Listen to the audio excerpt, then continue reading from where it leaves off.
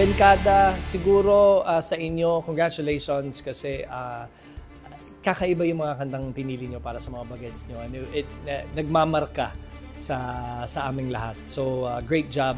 Magmula nung rehearsal, magmula nung lines pa lang, you came a long way.